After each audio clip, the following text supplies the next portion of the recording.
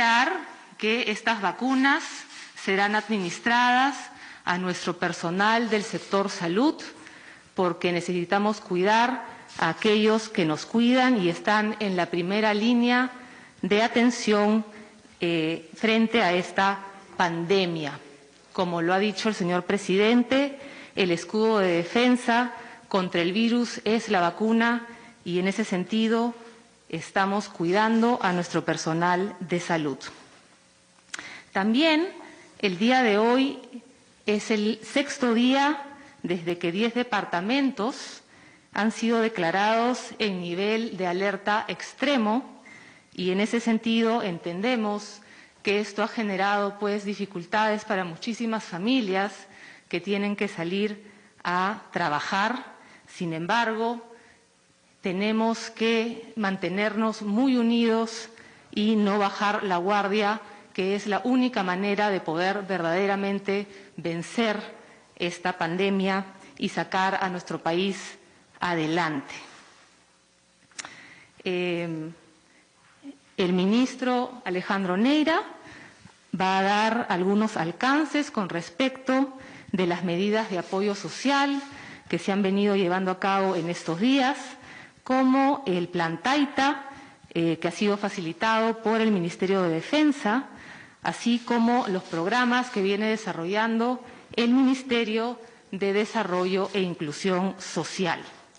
Asimismo, también vamos a dar cuenta de los operativos desplegados por la Policía Nacional del Perú, quienes han fiscalizado estrictamente el cumplimiento de la movilización y movilización social obligatoria.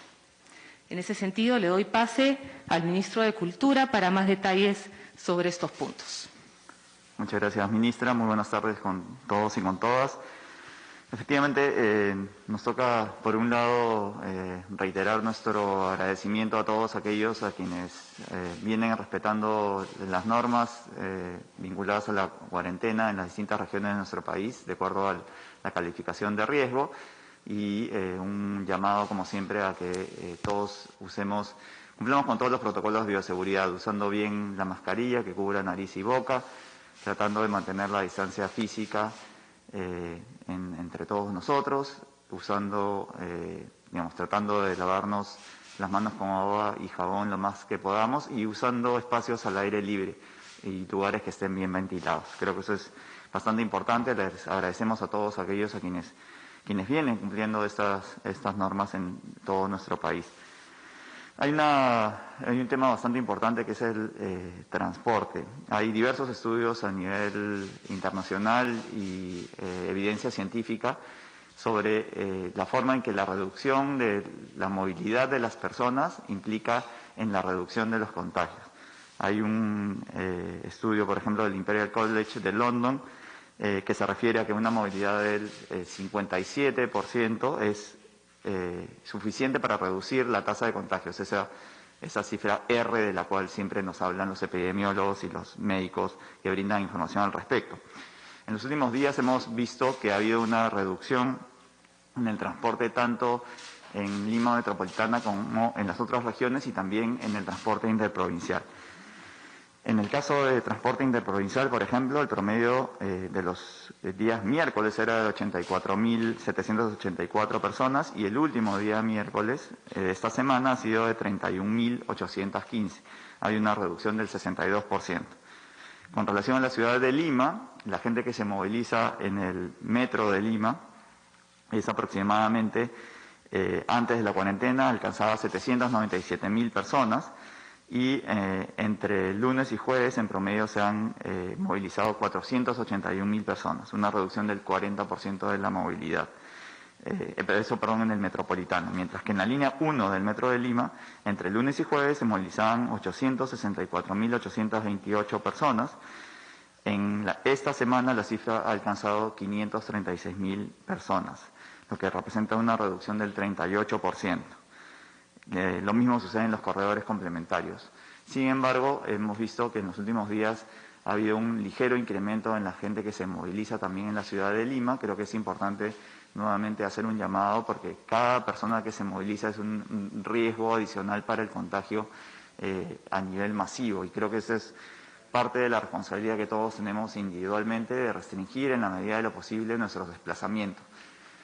Sabemos que en las zonas calificadas como de riesgo extremo hay la posibilidad de que sea una persona por familia la que salga a hacer las compras, por ejemplo, y también la movilización o la hora de recreo que tenemos todos nosotros. Así que un llamado también a tratar de evitar en la medida de lo posible los desplazamientos que puedan originar sobre todo aglomeraciones.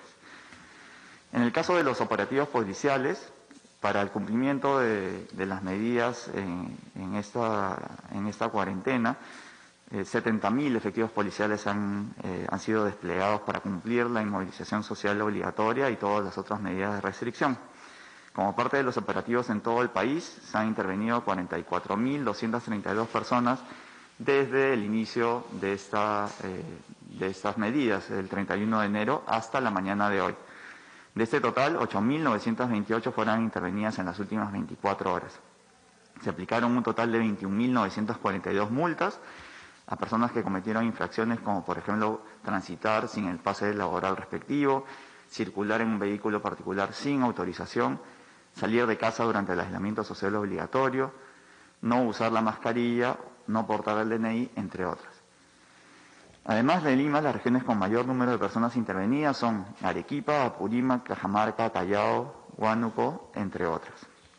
En tanto, pese a que en Huancavelica hay un nivel de alerta extremo, hubo apenas 27 personas intervenidas en las últimas 24 horas, lo cual es bastante positivo, y en La Libertad hubo solo 34 intervenidos. La Libertad está a un nivel de alerta alto. Y esas son cifras que hay que reconocer. Durante las acciones policiales del 31 de enero hasta la mañana del viernes, fueron trasladadas 6.272 personas a los centros de retención temporal a nivel nacional por haber infringido las normas del estado de emergencia. Hay que recordar que a nivel nacional se han habilitado 451 centros de retención temporal, los cuales cumplan todos los protocolos y medidas de bioseguridad, como el distanciamiento físico, el uso del alcohol gel, y operan todos ellos en espacios abiertos. Es importante resaltar aquí el trabajo que se viene realizando con los gobiernos, en algunos casos los gobiernos regionales, los gobiernos locales, y para la identificación también de aquellas personas que son retenidas, a quienes se le hace una revisión médica y se le hace una prueba de descarte de COVID. Varios de los ministros hemos tenido la oportunidad de participar en algunos de estos operativos. De hecho, han habido operativos en los últimos días en Lima Sur, en el Callao, y los ministros que hemos estado viajando a distintas regiones del país y aquellos que van a viajar en los próximos días, estamos trabajando no solamente en la supervisión de aquellos planes vinculados a la salud en cada uno de los lugares, sino también en el cumplimiento de las medidas de restricción de la circulación, por ejemplo, y el respeto del toque de queda. A mí me tocó la oportunidad de hacerlo el día de ayer en la ciudad de Huamanga. Estuvimos en una visita de trabajo en Ayacucho. Estuvimos trabajando con el comando COVID de Ayacucho y también con el comando provincial en Huanta. Y en cada uno de estos lugares, en los cuales además acompañamos al patrullaje que hacen la Policía Nacional con las Fuerzas Armadas, lo importante de destacar es el trabajo de colaboración de esas instituciones con los gobiernos locales. De eso depende el éxito de todos, así como la responsabilidad individual que tiene cada uno de los ciudadanos y ciudadanas para cumplir con estas medidas. Asimismo, el Plan Taita ha continuado. En lo que va del 2021 se han realizado 45 operaciones Taita en distintos distritos de Lima Metropolitana y del interior del país. Y como saben, esto es un operativo que lo que implica es la visita de casa por casa, el descarte del COVID y la ayuda también en muchos casos asistencia alimentaria, el seguimiento de la situación médica y la protección en salud. Finalmente, con relación al apoyo alimentario que se viene brindando, creo que somos todos conscientes de que el cumplimiento de estas medidas, sobre todo para las personas que viven en situación vulnerable, crea una serie de riesgos con relación a la seguridad alimentaria. Para eso, como saben, el día 31 de enero, bueno, el día del inicio de la cuarentena, tanto la Premier como la Ministra de Desarrollo e Inclusión Social, la Ministra de la Mujer y yo mismo estuvimos en distintos puntos de la capital entregando apoyo alimentario que es destinado sobre todo a los comedores populares y ollas comunes. En estos días vamos a continuar con esta tarea. El día de mañana, de hecho, se van a entregar víveres a 1.117 comedores populares y 346 ollas comunes en otros 4 distritos, que serán Comas, San Juan de Miraflores, Villa El Salvador y San Juan de Lurigancho. Estaremos participando también tanto la Premier como distintos miembros del gabinete. Creo que eso es todo en cuanto a la evaluación que tenemos de lo que ha sucedido en estos días y quedamos, por supuesto, a las órdenes para cualquier pregunta. Muchas gracias. Muchas gracias, señores ministros. Pasamos entonces a las preguntas de la prensa. Empezamos con Lisette Horna de TV Perú. Sí, buenas tardes, ministros. Bueno, quisiéramos primero saber si en Consejo de Ministros se va a delimitar quizás alguna acción más rigurosa, pues vemos que todavía continúan incrementando en algunos distritos de Lima la falta de atención de la población de cumplir con la cuarentena. San Juan del Lurigancho encabeza uno de los primeros distritos donde se han registrado los mayores decesos, y así hay otros distritos más que vemos que lamentablemente pues no están cumpliendo con lo que ha decretado el gobierno. Y la segunda pregunta sería, la demanda de oxígeno medicinal se ha disparado en estas semanas en forma exorbitante y hay muchas personas inescrupulosas que están aprovechándose para vender el oxígeno medicinal a precios altísimos. Entonces, quisiéramos saber qué medidas va a tomar el gobierno frente a esto, aparte del decreto que ya se dijo. Y la última pregunta sería si se va a contratar a más personal de salud, puesto que las cifras continúan incrementando.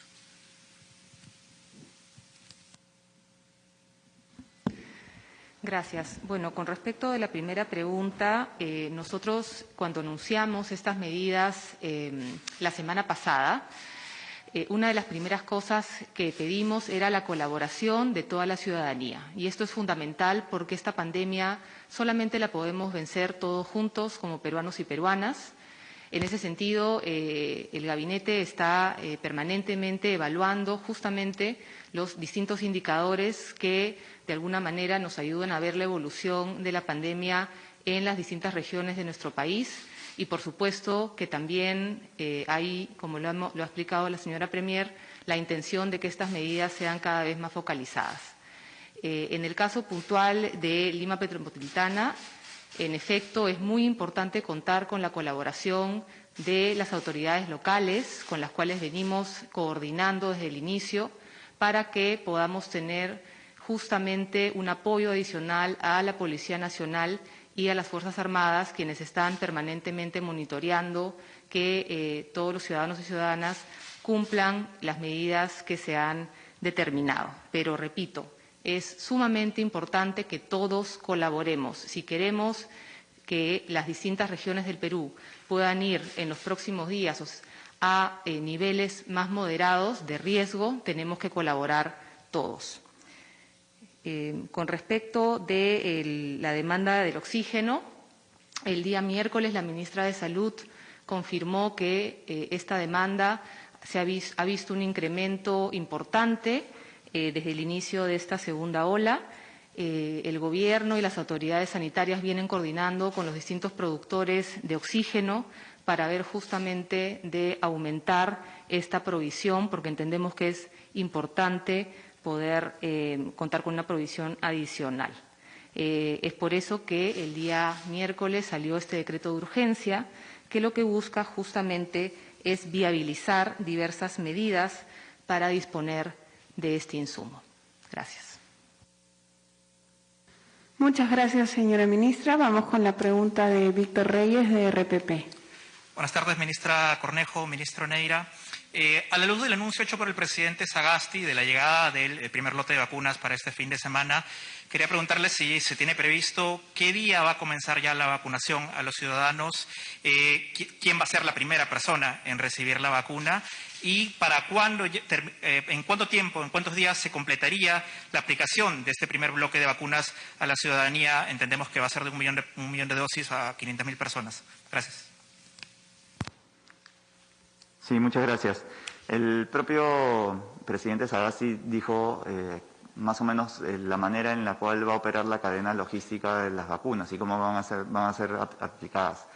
El primer lote, como ha sido comunicado el día de hoy, llegará este domingo aproximadamente a las 7:45 de la noche y luego de allí tiene que pasar a los almacenes de Cenares. De acuerdo a las estimaciones, esto será en esa misma noche, pero va a ser distribuido a los distintos puntos de las DIRIs o DIRESAS para empezar la aplicación de las vacunas. Conforme a lo que mencionó el propio presidente ahora, él estima que el día martes o más tarde el día miércoles se haría la primera vacunación, que como saben está destinada al personal de salud. En ese sentido, el primer grupo va a ser sin ninguna duda un grupo de salud, probablemente de la ciudad de Lima metropolitana, y seguramente también, por supuesto, nuestro presidente que ha dicho que va a ser también uno de los primeros en vacunarse. Creo que aquí lo que queda claro es que este primer lote, que va a ser de 300.000 vacunas que lleguen este domingo, más las 700.000 que llegan el domingo 14 de febrero, van a ser aplicadas, son aproximadamente 500.000 dosis, es decir, para 500.000 ciudadanos y ciudadanas, pero todos del personal de salud. Ese va a ser el primer grupo en vacunarse. Muchas gracias. Muchas gracias, señor ministro. Pasamos con Lourdes Castillo, de Panamericana. Gracias. Consultarle respecto a lo de las vacunas, si es que van a alcanzar en su totalidad para vacunar a todo el personal de salud a nivel nacional y si es que hay algunas personas que no van a ser vacunadas por alguna excepción adicional, de repente alguna enfermedad que tengan como diabetes, hipertensión o alguno de esos aspectos. Y la segunda pregunta es saber si es que han pensado como Consejo de Ministros en evitar las flexibilizaciones de las medidas, porque si bien es cierto, se llama la colaboración, no hay muchas personas que colaboren realmente y esta hora de recreo, como le llama usted, ministro, lamentablemente la convierten en que no hay cuarentena porque se la pasan en la calle sin un permiso y muchas veces tampoco se ve presencia policial. Sí, del Ejército y de la Marina, pero muy poco de la policía. Sí, a ver, en relación a la primera pregunta, efectivamente, el total de dosis de las vacunas de Sinopharm, que es 1 millón, va a alcanzar para vacunar a 500.000 ciudadanos y ciudadanas. El número aproximado de personal de salud a nivel nacional es de 420.000. Así que está completamente garantizado que con la llegada de todo ese primer lote, todo el personal de salud a nivel nacional va a ser de los que se van a vacunar. De hecho, por ejemplo, como mencioné, yo he estado el día de ayer en la región Ayacucho y ellos tienen identificado el número total de personas del sector salud que tendrían que ser aquellos que vayan a ser vacunados. Entonces, eso es un trabajo que el Ministerio de Salud viene desarrollando. De hecho, como conocen, además hay un grupo de apoyo, un grupo de trabajo que apoya la distribución también de las vacunas, que está apoyando no solamente la llegada de las vacunas hacia el Perú, sino también su distribución en el territorio a los distintos puntos de salud donde se va a iniciar la vacunación. Entonces, eso por un lado. Y lo otro, bueno, tenemos que seguir haciendo el llamado a que las personas, en cada uno de los individuos, tengan el mejor comportamiento posible. Pero es cierto, como dijo la ministra Cornejo, hay una responsabilidad por parte nuestra del gobierno central, pero también creo que los gobiernos locales tienen una responsabilidad y varios de ellos están haciendo en la medida de lo posible estas acciones. De hecho, el día de hoy vimos, por ejemplo, de la manera en que ingresan el personal que está trabajando para poder hacer delivery en Gamarra. Ese creo que es un buen ejemplo que podría tomarse por otros alcaldes para poder hacer ese trabajo con la ciudadanía. Entendemos que hay personas que no acatan esto. La Policía Nacional está saliendo a patrullar junto con las Fuerzas Armadas, sobre todo para hacer que se respete el toque de queda. Pero durante el día, efectivamente, la idea es tratar de intensificar los patrullajes, pero sobre todo que los gobiernos locales ayuden también con los distintos frentes que tienen, incluyendo el Serenazgo, para lograr que se cumplan también estas medidas. Y el llamado, por supuesto, es a la responsabilidad individual que tenemos todos y cada uno. Depende del trabajo de todos nosotros que podamos salir de esto. Solamente para aclarar, los médicos que están con descanso o aislados Sí, el total que mencioné de los aproximadamente 420.000 personas que forman parte del personal de salud incluye a todo el personal de salud a nivel nacional. Muchas gracias. Muchas gracias, señores ministros, señores periodistas. Pasamos con la pregunta de Ronald Aparicio de Willax.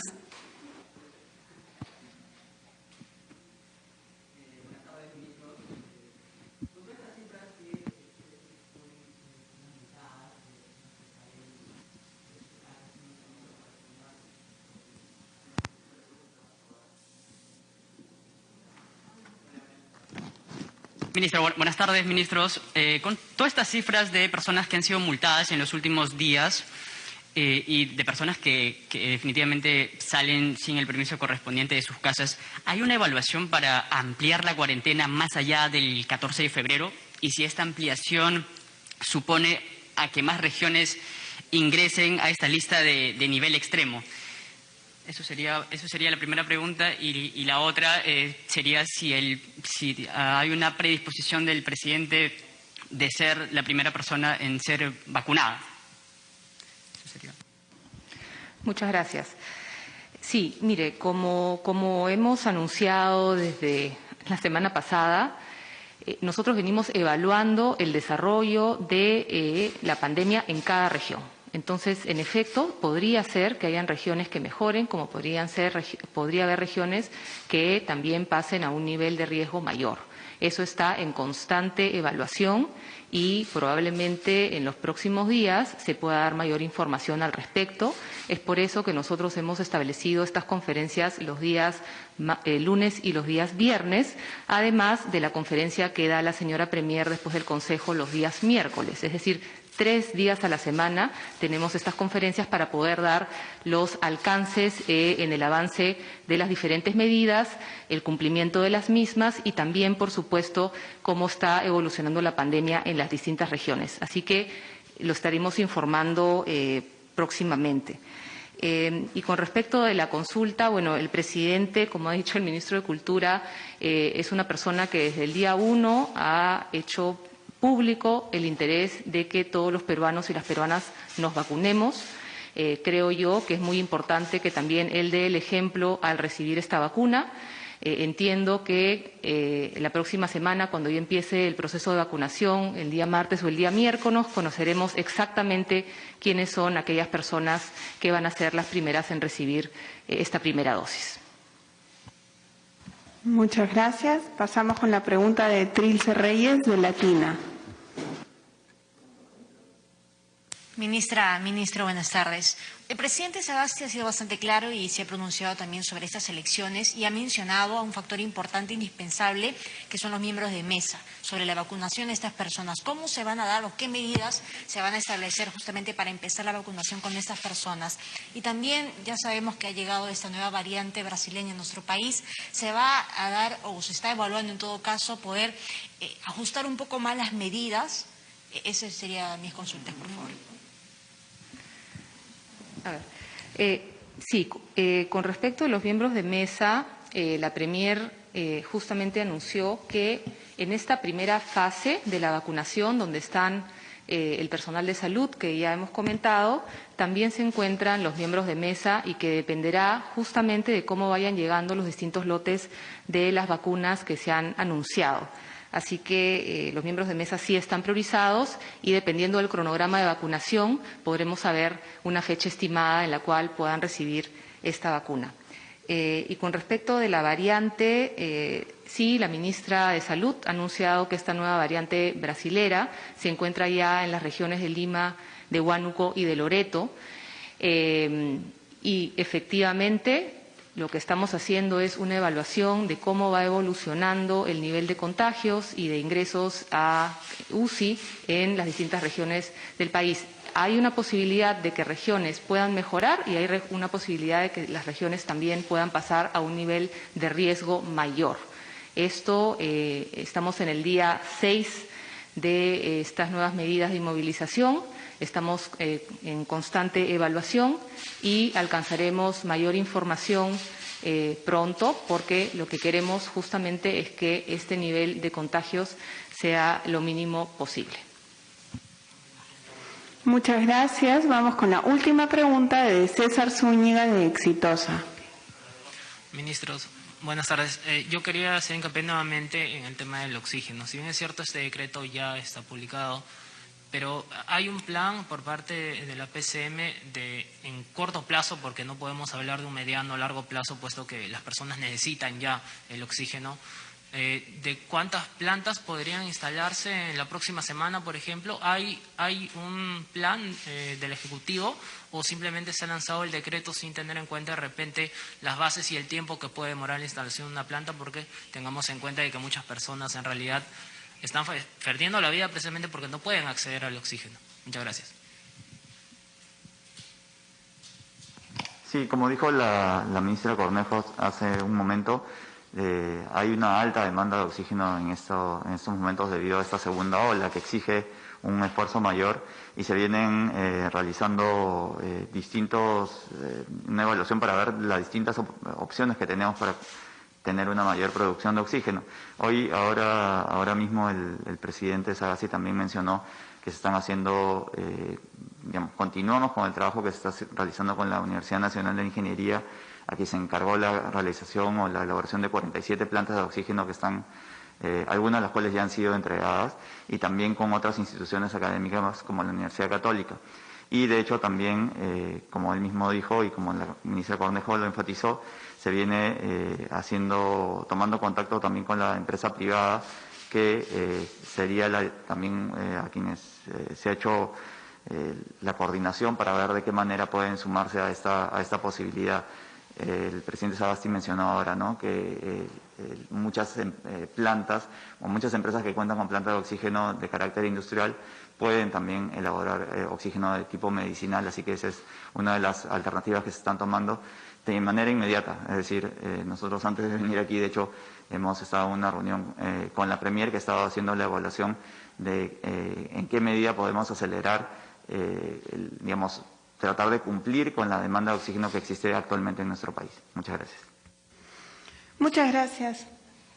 Por favor. Y solo brevemente para complementar lo dicho por el ministro, queríamos aprovechar la oportunidad para agradecer a todas esas empresas, la sociedad civil, que nos están apoyando en este esfuerzo, que es un esfuerzo ciudadano conjunto, y estamos llanos a poder seguir colaborando y coordinando también con las distintas autoridades en nuestro país, a nivel regional y a nivel local. Así que reiteramos solamente que esto es muy importante, que no bajemos la guardia y que de esto solamente podemos salir todos juntos. Muchas gracias, señores ministros, por sus declaraciones. Muchas gracias, señores de la prensa, por asistir a esta conferencia. Quedamos por concluida.